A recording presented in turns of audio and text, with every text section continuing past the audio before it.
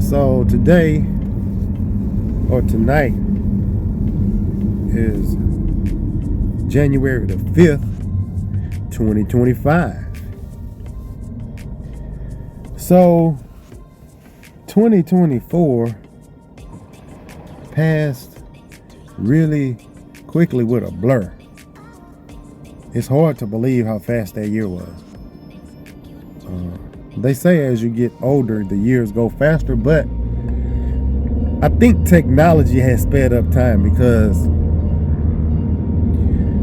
everything that you want as a person in general, you can get fairly quickly. You can communicate with anyone all around the world via email, cell phone. You can even video chat. I remember when that was unheard of. So I believe because we have access to everything at such a rapid pace, you can get things almost instantly. You know, I believe this has caused the time to speed up, right? And children have always, when children are born in a certain era, they're always more advanced than the kids were in the previous era. For instance, there are some children who only know of having the internet. They have never existed without the internet and having instant access to any type of cartoon they want, any type of game they want. They have access to it right now. So they are maturing faster and they're being exposed to more things than children were even 10 years ago. You know, now cursing is a part of the norm. It's nothing to hear children cursing. When I was, growing up, I'm going to say the mid to late 80s, you hardly heard any form of cuss word. God forbid a F-bomb on the internet. So today, lots of things have been normalized that aren't necessarily good for children. So 2025 started out with the horrific event down in New Orleans, where the individual drove through a large mass of people. So this is how 2025 started. It's sad to say this, is that we hadn't heard of any such incident within the last several months, I would say. So there's no surprise.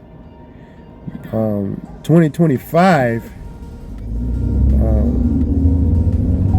it appears that 2025 is going to be more of a no-nonsense year. And I believe 2025 will present some solutions in some ways. People will get more focused on things that actually matter versus being entertained all the time. I also believe in 2025 that the general population needs to be proactive about being aware of your environment. So this is going to become more and more critical. The one thing that I am unsure about is how the economic market will be after the new president, Donald Trump, enters the office at the end of the month here. I'm sure it will affect cryptocurrencies. I believe that will be a Trump pump for the cryptocurrencies. Bitcoin has already reached its highs, I believe, 108,000. I know it went to 105,000. So I believe there will be a Trump pump for the cryptocurrencies. I believe that will happen. with the cryptos, I have a long history of researching crypto. I used to tell my friends about Bitcoin when it was $900. I got serious about it when it was $1,600. I just didn't buy a ton of it, but I had followed it. And so it is kind of not necessarily annoying. It's bitter to me, not bittersweet. It's just bitter because I don't talk about these things anymore, what I'm doing anymore. I just do what I need to do. That's going to be the year for me. It's just a no nonsense, handle your business. Back to crypto. I was telling my friends about Ethereum when it was $125, Bitcoin when it was $1,600, Litecoin when it was $5, Solana when it was $4 to $7, Binance when it was between $4 and $20, Terra Luna when it was $2, and people thought that was the most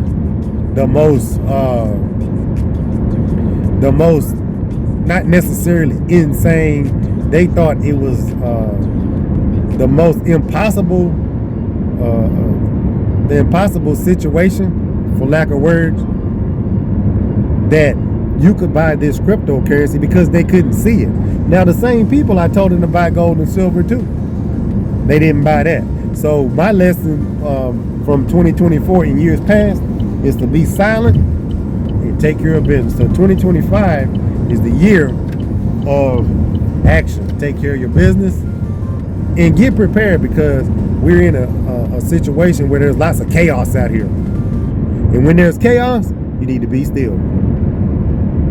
That's all I have to say regarding the year 2024 ending and ushering in 2025. Be careful out here. Pay attention. If you can do things with more than one person, do that. In the military, or in the army rather, they call it a buddy system. So pay attention to your surroundings. You know, it's going to be crucial out here in 2025, especially if the economy doesn't get any better, because inflation is causing everything to rise. And if you're a working class person, you're going to feel it. If you're a working class person, meaning you're not an entertainer, in any form of entertainment, and even the entertainers that are overextended and have too much going out versus what's coming in, they're going to feel it too.